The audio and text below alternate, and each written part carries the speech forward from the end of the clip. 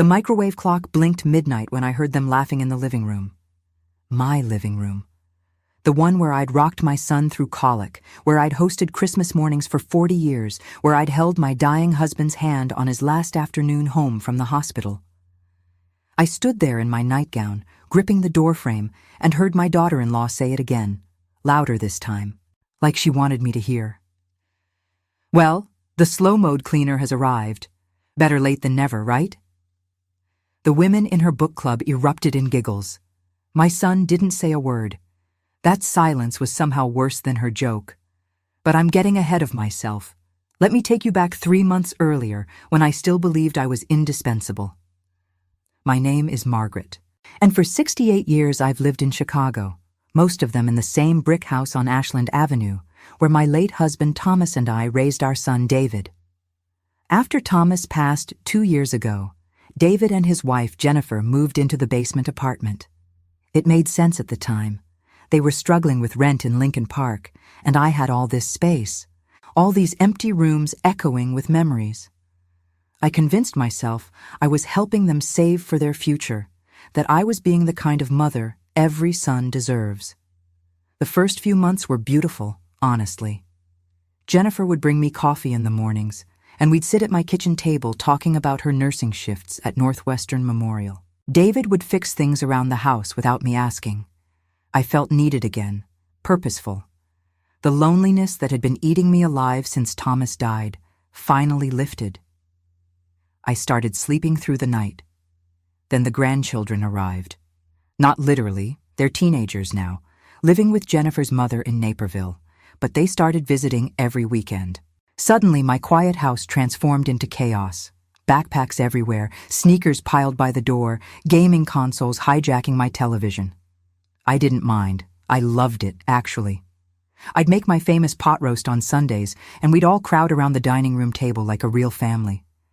That's when the comments started. Little things at first. Mom, maybe use the dishwasher instead of hand washing everything?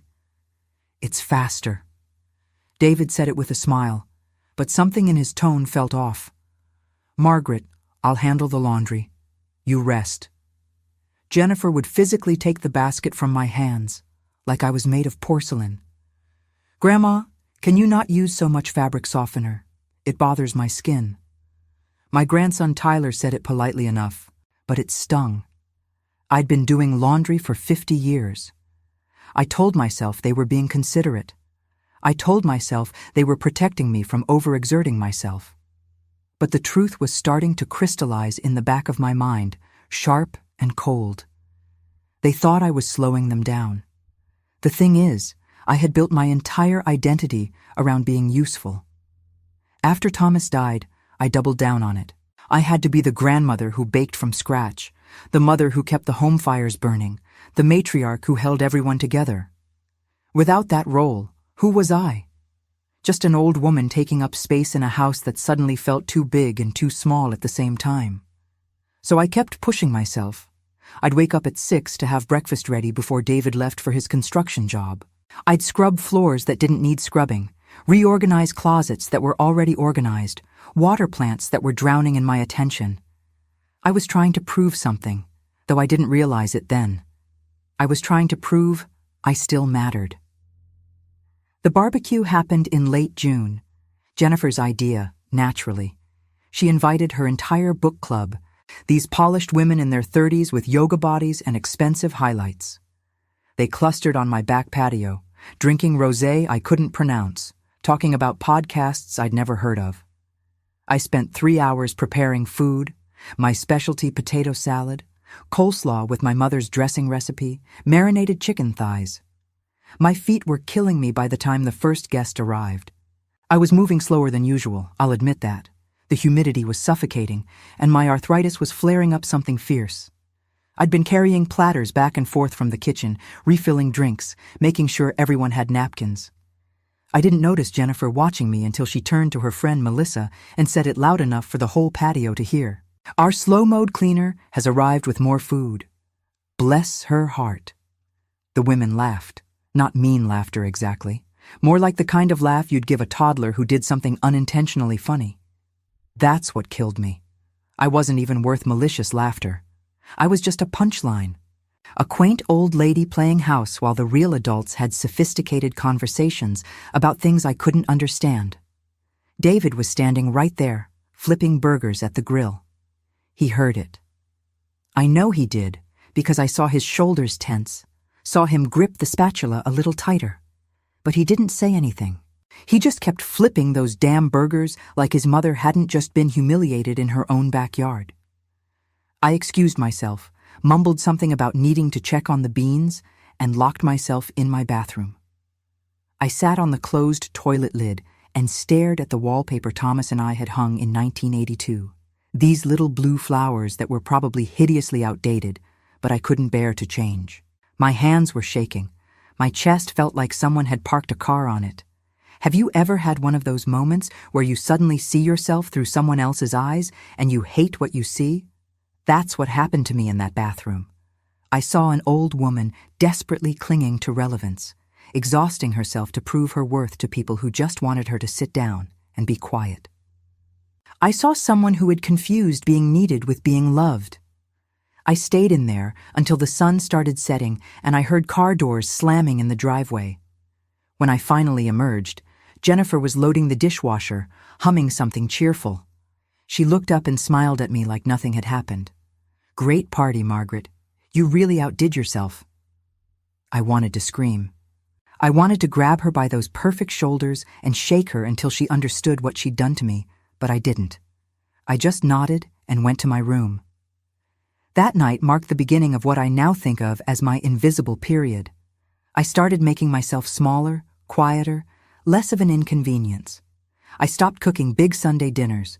I stopped offering to help with laundry or cleaning.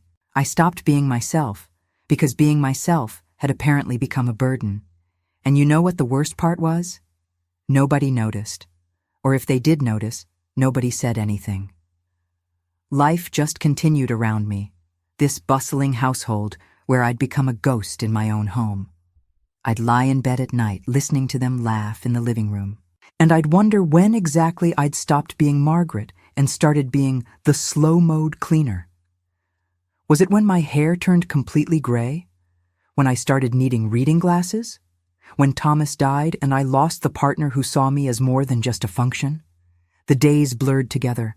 I'd wake up, make my own coffee in silence, sit at the kitchen table reading the Tribune while David and Jennifer rushed through their morning routines around me like I was furniture.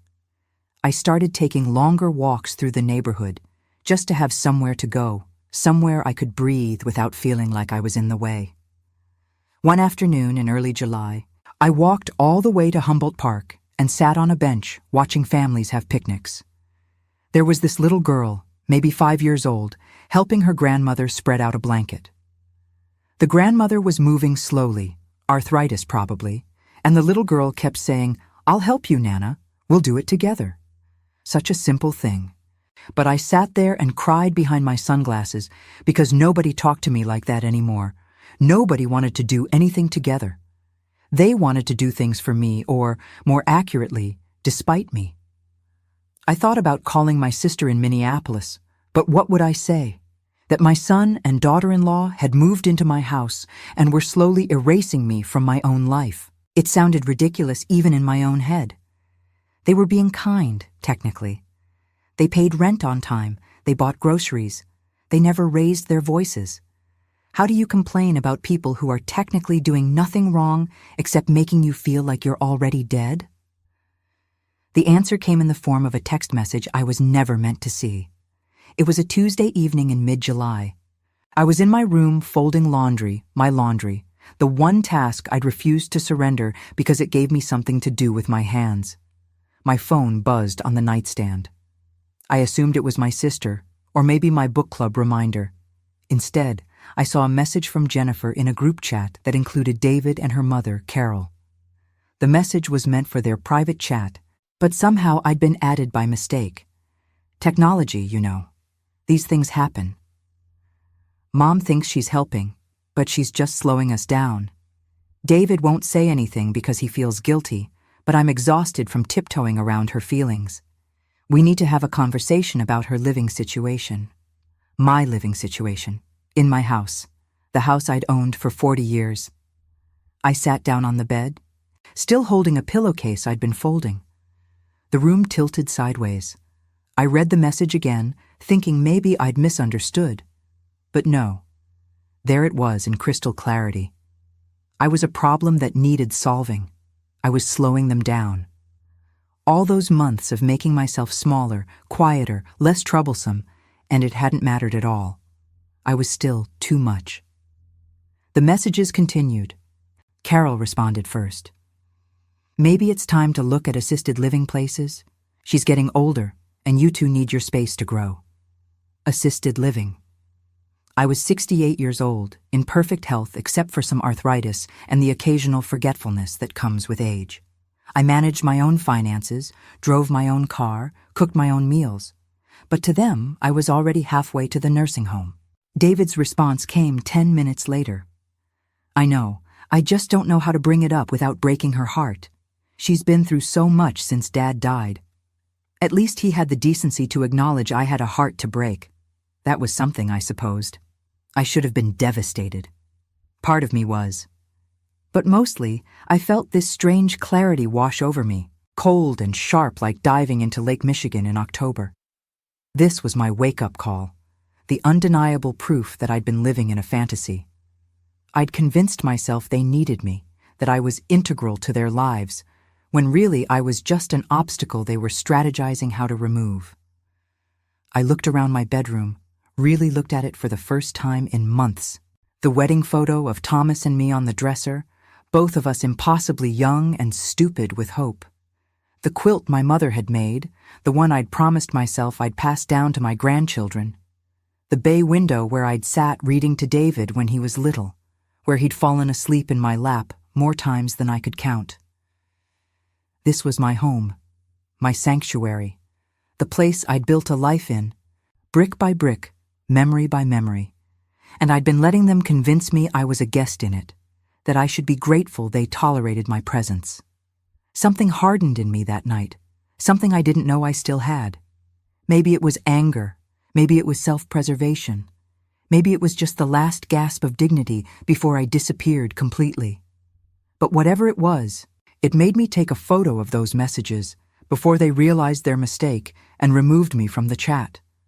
I had evidence now, proof that I wasn't being paranoid or oversensitive, proof that the alienation I'd been feeling was real and intentional. The next morning, I walked past Jennifer in the kitchen without saying good morning. She looked surprised, opened her mouth to say something, then closed it again. Good. Let her wonder. I poured my coffee, grabbed my purse, and left the house without telling anyone where I was going. I drove to Millennium Park and walked until my feet hurt, then sat on the grass watching tourists take selfies in front of Cloud Gate. My phone buzzed with messages from Jennifer asking if I was okay, if I needed anything. I ignored them all. For the first time in months, I was doing exactly what I wanted, when I wanted, without considering how it might inconvenience someone else. It felt like breathing after being underwater too long. When I finally came home that evening, David was waiting in the living room. He stood up when I walked in, and I saw something in his face I hadn't seen in a long time. Concern. Real concern. Not the performative kind that comes with obligation. Mom, we were worried. You didn't answer your phone. I set my purse down carefully, taking my time. I went for a walk. I didn't realize I needed permission to leave my own house. The words came out sharper than I'd intended, but I didn't apologize. I was done apologizing for taking up space. Of course you don't need permission, we just wanted to make sure you were safe. Safe from what, David? From living? From having a life that doesn't revolve around making myself invisible so you and Jennifer can pretend I don't exist? His face went pale. Mom, what are you talking about? I almost told him about the messages right then, almost pulled out my phone and shoved the evidence in his face, but something stopped me. Maybe I wanted to see if he'd be honest without being forced into it. Maybe I wanted to give him a chance to be better than the coward who'd stood silently while his wife mocked me at that barbecue. Nothing, I said finally. I'm tired. I'm going to bed. I left him standing there in the living room of my house, confusion written all over his face. Let him stew in it. Let him wonder what had changed. That night, I couldn't sleep. I kept replaying the last 2 years in my mind, looking for the exact moment when I'd stopped being a person and started being a problem. Was it when I forgot to buy milk one time, and Jennifer made a big show of adding it to a shared grocery list? Was it when I took too long in the bathroom getting ready for church and made us 5 minutes late? Was it the accumulation of 1,000 tiny moments when I'd failed to anticipate their needs, failed to move fast enough, failed to understand I was supposed to be a prop in their life, not a participant? The mirror in my bathroom became my enemy. I'd stand there in the harsh fluorescent light, examining every wrinkle, every age spot, every sign that time was doing what time does to all of us. My body had betrayed me by getting older, and in getting older, I'd apparently forfeited my right to be treated like a human being with dignity and autonomy. I stopped doing the little things that had brought me joy. My evening walks through the neighborhood felt pointless now that I understood I was just killing time, staying out of their way. My Sunday morning routine of reading the paper with coffee felt like a performance, something I did because it was expected, not because I wanted to. Even my garden, the tomatoes and basil I'd planted in the backyard, felt like someone else's project. I was disappearing, and I didn't know how to stop it. The person who saved me was someone I'd barely noticed before. Her name was Rosa, and she lived 3 houses down in a yellow bungalow with a riot of flowers in the front yard. I'd seen her around the neighborhood for years, always waving hello but never stopping to talk. We were both widows, both living alone in houses too big for one person, both trying to figure out what the rest of our lives were supposed to look like. I met her by accident one afternoon in late July. I'd forced myself to go for a walk, despite having zero energy or enthusiasm for it. I was shuffling down the sidewalk, lost in my own misery, when I heard someone call my name. "Margaret! Margaret! Wait up!" I turned to see Rosa hurrying toward me, slightly out of breath but smiling. She was wearing one of those ridiculous sun hats, the kind with a brim so wide it could double as an umbrella, and gardening gloves covered in dirt. "I've been meaning to catch you," she said when she reached me. "I see you walking past all the time, and I keep thinking we should talk. How long have you lived on this street? 30 years? 40? And we've never had a real conversation. That's crazy, right?" I tried to smile, but I think it came out more like a grimace. "We're all busy, I guess." "Busy doing what? Being lonely in our big empty houses? Come on, I just made lemonade. Sit with me for a few minutes." I should have said no. I should have made up an excuse and continued my miserable walk. But something about the way she asked, so straightforward and unapologetic, made it impossible to refuse. So I followed her to her front porch and sat in one of her wicker chairs while she brought out 2 glasses of lemonade and a plate of store-bought cookies. "So," she said, settling into the chair beside me, "what's making you look like someone canceled Christmas? And don't tell me nothing.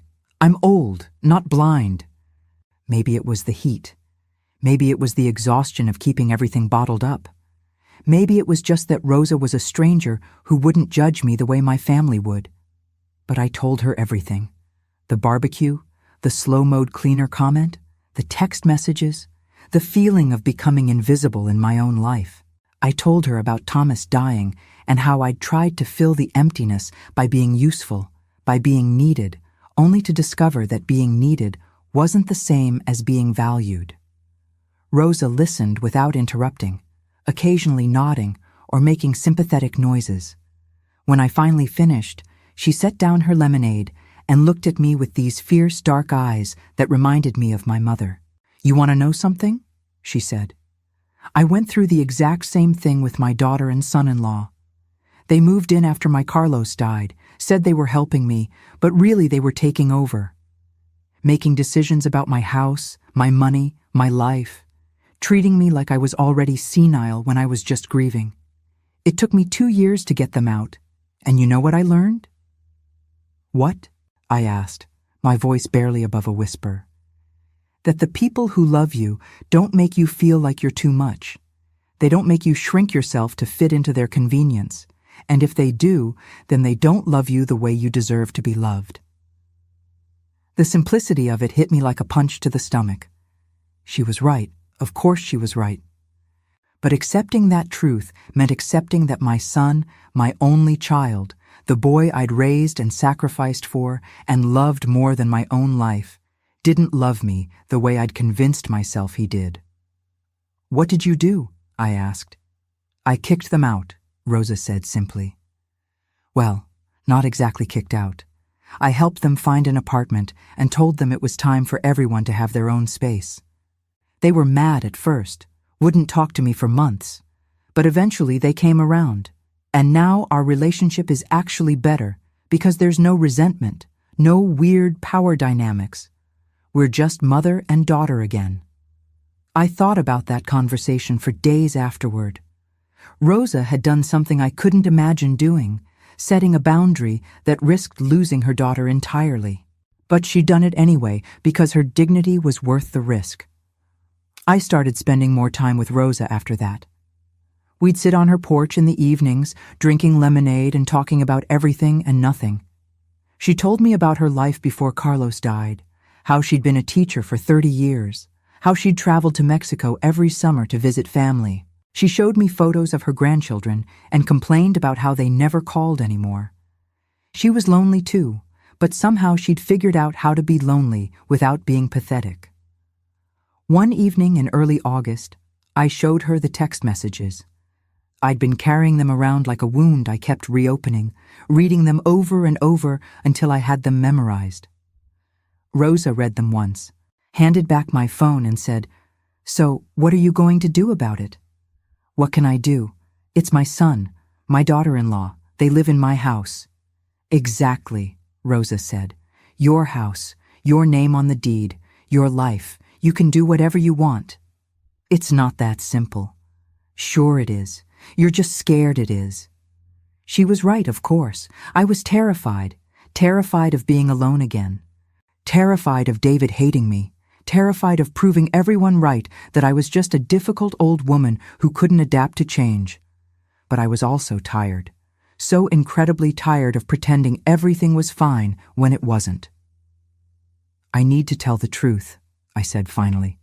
"I need to tell them how I feel." "Then tell them," Rosa said. "But don't just tell them you're hurt. Tell them what you need. Tell them what has to change. Otherwise, you're just complaining, and complaining doesn't fix anything." That's when I started planning. Not revenge, exactly. Not some elaborate scheme to make them pay for how they'd treated me. Just a simple plan to reclaim my voice, my dignity, my home. I spent the next week preparing. I rehearsed what I wanted to say, wrote it down, and revised it until every word felt true. I talked to a lawyer about my rights as a homeowner, just to make sure I wasn't crazy for feeling like I should have a say in how my own house was managed. I even went to therapy for the first time in my life, sat in a small office in Lincoln Square, and told a woman young enough to be my daughter about how I'd lost myself. The therapist asked me questions nobody else had bothered to ask. What did I want? What would make me happy? What kind of relationship did I want with my son? I didn't have good answers at first. I'd spent so long defining myself by what other people needed that I didn't know what I needed. But slowly, over the course of that session, something started to crystallize. I wanted to feel like a person again. I wanted to be consulted, not managed. I wanted David to see me as his mother, not as a problem to solve or a responsibility to shoulder. One of the things I learned, something that might help you if you're going through something similar, is that isolation is often used as a tactic to control someone. It doesn't have to be obvious, like locking someone in a room. It can be subtle, like making someone feel guilty for having friends, or scheduling family activities without consulting them, or creating an environment where they feel like they're always in the way. That's exactly what had been happening to me. Not through malice necessarily, but through 1,000 small decisions that added up to me being pushed to the margins of my own life. Jennifer and David would make plans without telling me, then act surprised when I felt left out. They'd have conversations I couldn't follow because they'd happened earlier when I wasn't around. They'd developed inside jokes and references that excluded me. It's important to recognize these patterns because they don't get better on their own. They get worse. The more isolated you become, the harder it is to speak up, because you start believing you don't have the right to. You start thinking, maybe you are the problem, maybe you are too sensitive, maybe everyone would be happier if you just disappeared. But here's what I want you to understand. You deserve to be seen. You deserve to be heard. You deserve to take up space in your own life. And if the people around you can't handle that, then maybe they're the ones who need to change, not you. I decided to confront them on a Saturday evening in mid-August. I chose the kitchen because it felt like neutral ground, the heart of our home where we'd had 1,000 meals together, where David had done his homework as a child, where Thomas and I had made decisions about our life. It felt right to make this decision there too. I waited until after dinner, after the dishes were done, when there were no more excuses to avoid the conversation. I asked them both to sit down at the table with me, and the look they exchanged told me they knew something was coming. "I need to talk to you about something," I started, my voice steadier than I felt. "And I need you to listen without interrupting." Jennifer opened her mouth, probably to make some reassuring comment, but David put his hand on her arm and she closed it again. I took a breath and began. I told them about the barbecue, about how the slow-mode cleaner comment had gutted me. I told them about the text messages I'd seen, about how it felt to discover they were planning my future without including me in the conversation. I told them about the months of feeling invisible, of trying to make myself smaller, of wondering when I'd stopped being a mother and started being a burden. The words poured out of me, everything I'd been holding back, everything I'd been too afraid to say.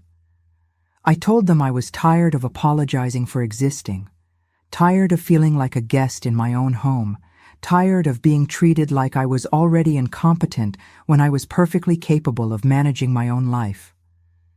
When I finally stopped talking, the silence in the kitchen was deafening. Jennifer was crying, which I hadn't expected. David looked shell-shocked, his face pale and his hands clasped so tight in front of him that his knuckles were white. "Mom," he said finally, his voice rough. I had no idea. I knew things were tense, but I didn't realize. "I'm so sorry." "Sorry for what?" I asked, because I needed him to say it. I needed him to understand exactly what he was apologizing for. "For making you feel like you don't matter. For not standing up for you when Jennifer made that comment. For being a coward." He looked at his wife, then back at me. "You're my mother. You gave up everything for me. You shouldn't have to fight for basic respect in your own home." Jennifer wiped her eyes and took a shaky breath.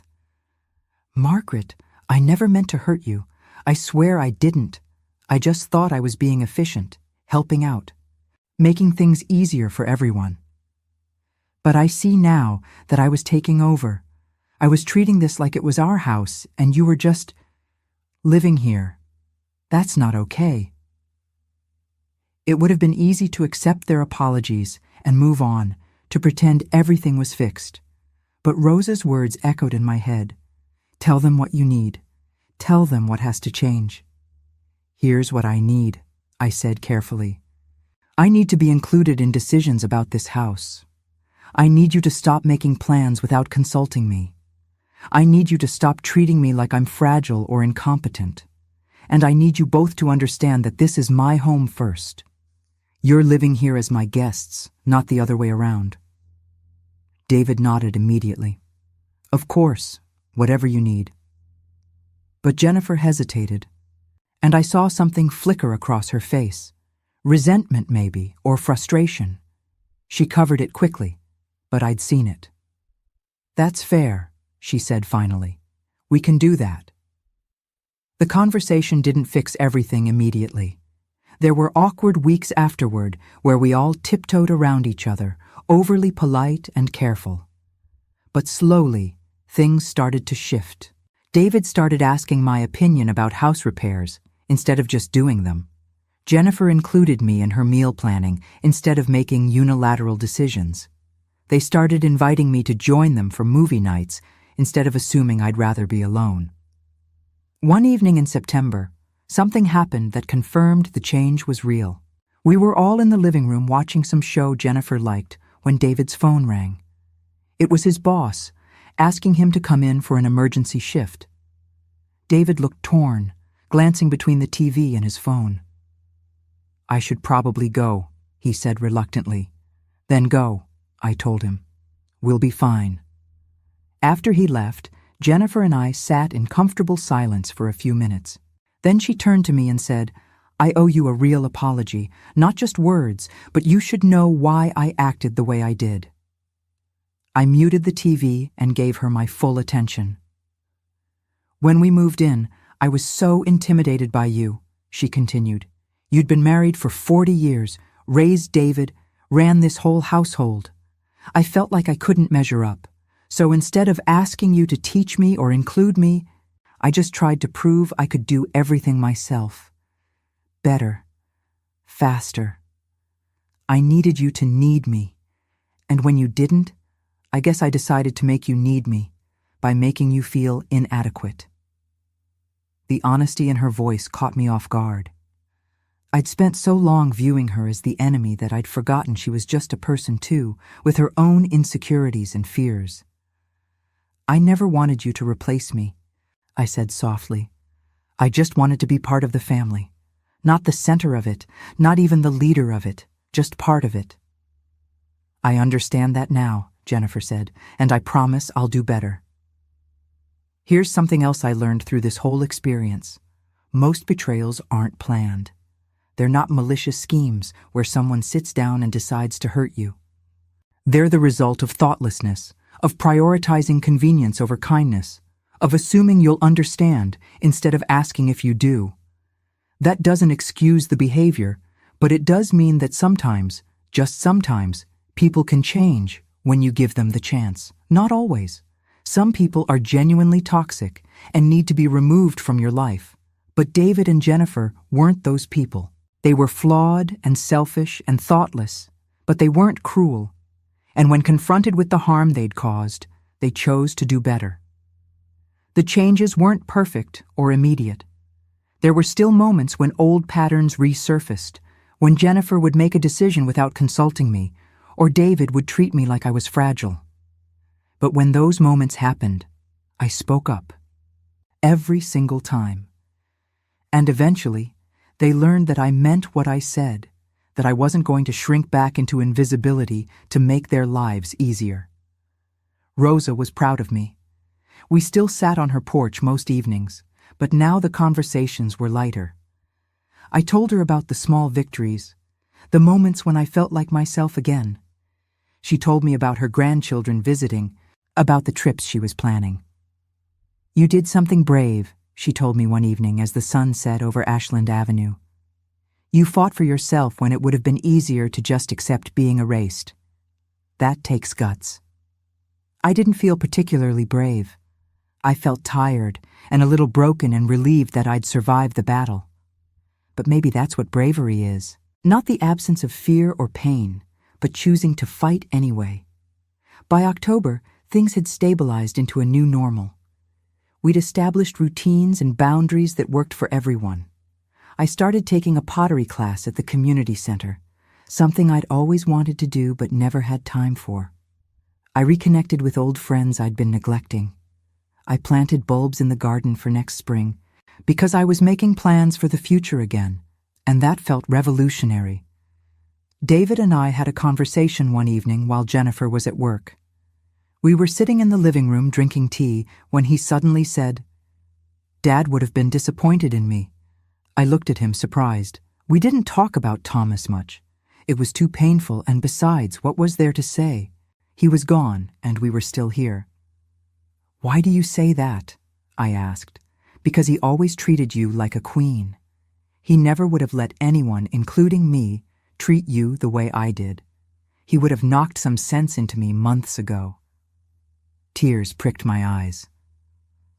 Your father wasn't perfect, David. He had his moments, but you're right that he valued respect. He believed in treating people, especially family, with dignity even when it wasn't convenient. I forgot that, David said quietly.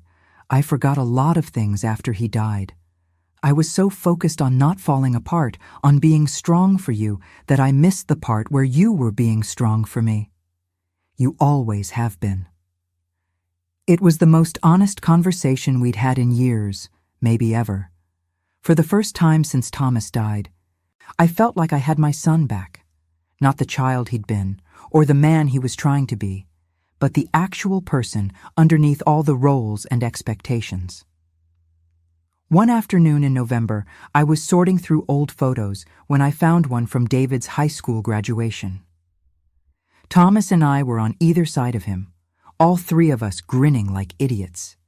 We'd been so proud of him, so certain he'd do great things with his life.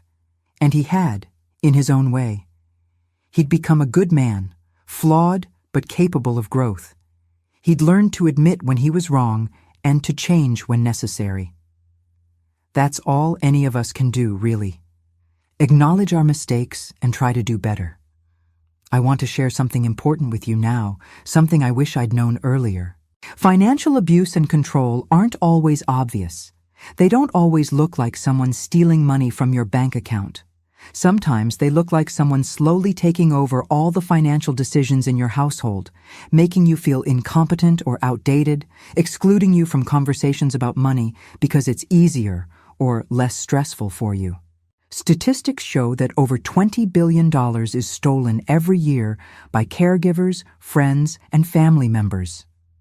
20 billion. That's not a small number, and it's not just happening to people with dementia or serious health issues. It's happening to competent, intelligent people who've been made to feel like they're no longer capable of managing their own affairs. If you're in a situation where family members are making financial decisions without your input, or if they've started taking control of your assets for your own good, pay attention to that. It might be genuine concern, or it might be the first step toward financial abuse. The difference is whether they're including you in the conversation or excluding you from it. In my case, the control wasn't financial, though looking back I can see the seeds of it. Jennifer had started suggesting we streamline the household finances, combine accounts to make things easier. David had power of attorney for my health decisions, set up after Thomas died. But he'd started hinting that maybe he should have it for financial decisions, too.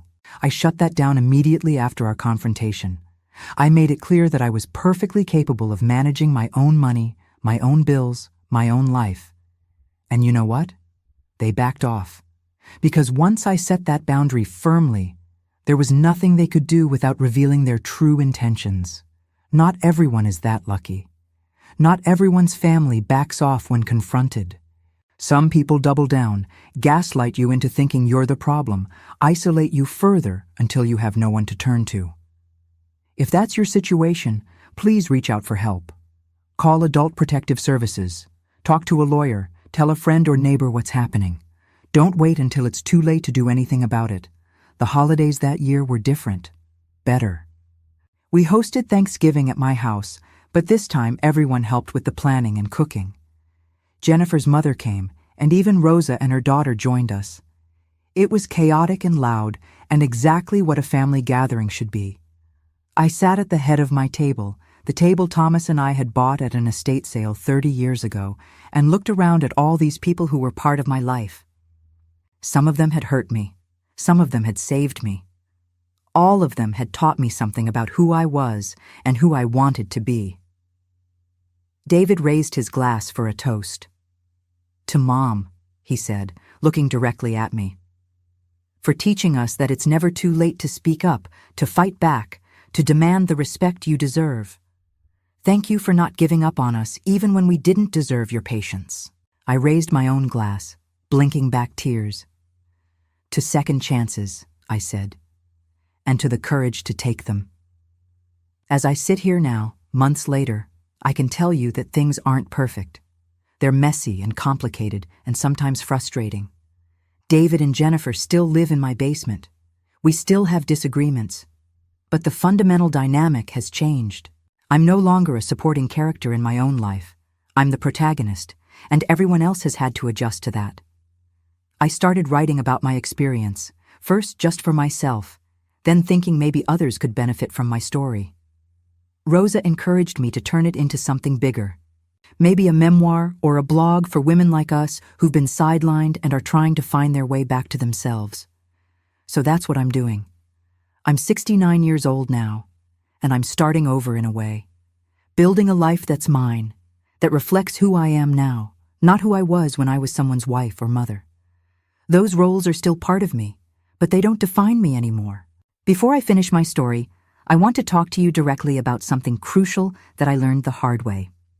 This is information that could literally save your relationships, your sanity, maybe even your life. The isolation I experienced, the way I was gradually separated from my own agency and dignity. That's a tactic. It has a name, coercive control, and it's far more common than most people realize. Studies show that coercive control is present in up to 80% of domestic abuse cases. But it's not always recognized because it doesn't leave visible bruises. Here's what coercive control looks like in families. It starts small. Someone begins making decisions without consulting you, claiming they're trying to help or protect you. They dismiss your opinions as outdated or uninformed. They create situations where you're excluded from important conversations, then act surprised when you feel left out. They undermine your competence by doing things for you that you're perfectly capable of doing yourself, gradually making you dependent on them. Over time, you start questioning yourself. You think maybe you are too sensitive, too demanding, too stuck in your ways. You shrink your world to avoid conflict, stop expressing opinions, stop doing things that might inconvenience others. You become invisible in your own life, and the scary part is it happens so gradually that you don't notice until you're already trapped. Here are the warning signs you need to watch for, whether in your own life or in someone you love. Isolation from friends and family. Financial control or pressure to give up financial independence. Constant criticism disguised as concern. Decisions being made about your life without your input. Being made to feel guilty for having needs or opinions. Your autonomy being slowly eroded in the name of help or protection. If you recognize these patterns, you need to act. And I don't mean wait until you have undeniable proof or until things get worse.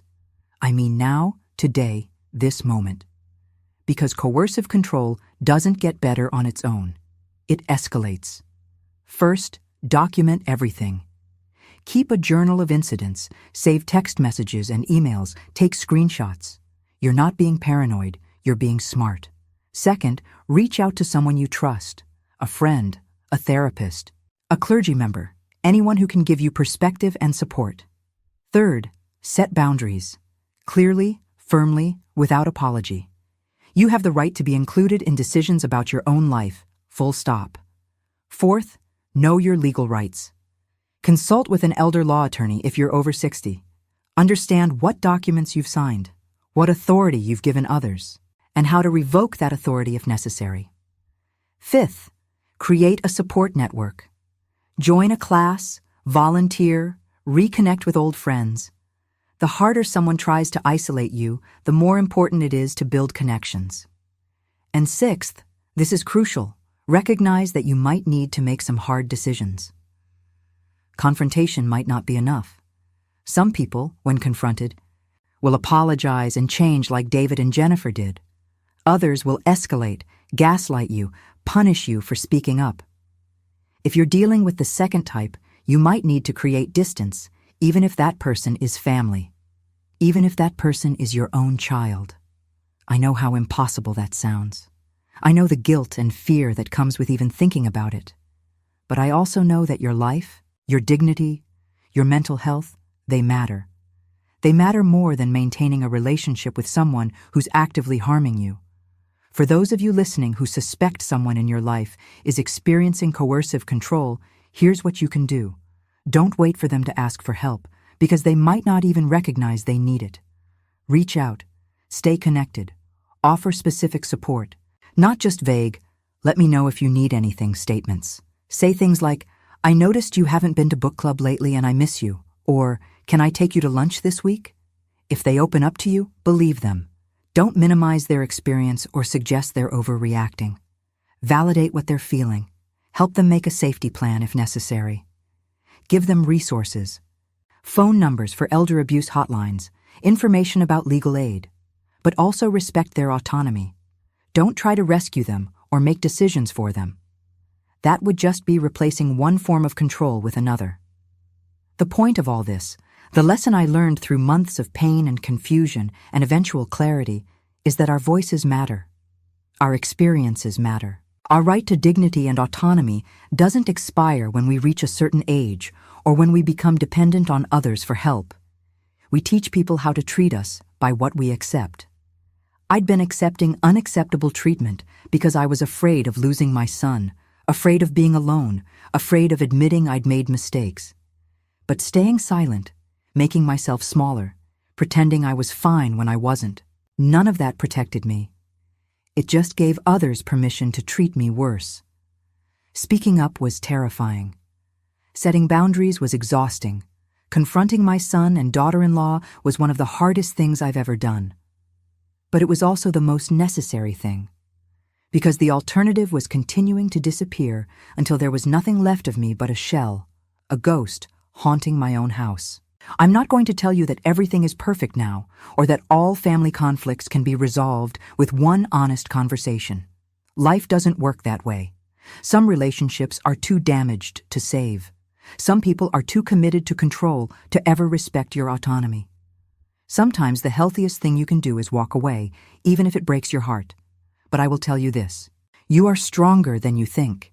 You are more resilient than you know. And you deserve better than to be erased from your own life. If my story does nothing else, I hope it convinces you of that. Thank you for staying with me until the end of my story. I know it wasn't easy to hear, and I appreciate you giving me your time and attention. I'm curious, what time is it where you are? What city are you listening from? Are you dealing with something similar, or do you know someone who is? I'd love to hear your thoughts in the comments below. If this story resonated with you, if you see yourself or someone you love in my experience, please hit that like button. It helps other people find this video, and maybe my story will help them too. And if you haven't already subscribed to the channel, I'd really appreciate it if you would. There are more stories like mine, stories of people who found their voice again, who reclaimed their lives, who refused to disappear. I want to leave you with a question that I hope you'll answer in the comments. If you were in my situation, what would you have done? Would you have confronted them sooner? Would you have handled it differently? Would you have asked them to move out? There's no wrong answer. I'm genuinely curious how different people would approach this kind of situation. Before I go, I want to recommend a couple of other videos on this channel that you might find helpful. There's one about financial abuse in families and how to protect yourself, and another about rebuilding your identity after a major life change. Both of those were incredibly relevant to my journey, and they might be relevant to yours too. Until the next story, take care of your heart. Remember that you matter, that your voice matters, that you have the right to take up space in your own life. Don't let anyone, no matter how much you love them, convince you otherwise. And if you're struggling, if you're feeling invisible or trapped, or like you're slowly disappearing, please reach out for help. Talk to someone. Call a hotline. See a therapist. Don't wait until you're so far gone that you can't remember who you used to be. You are worth fighting for.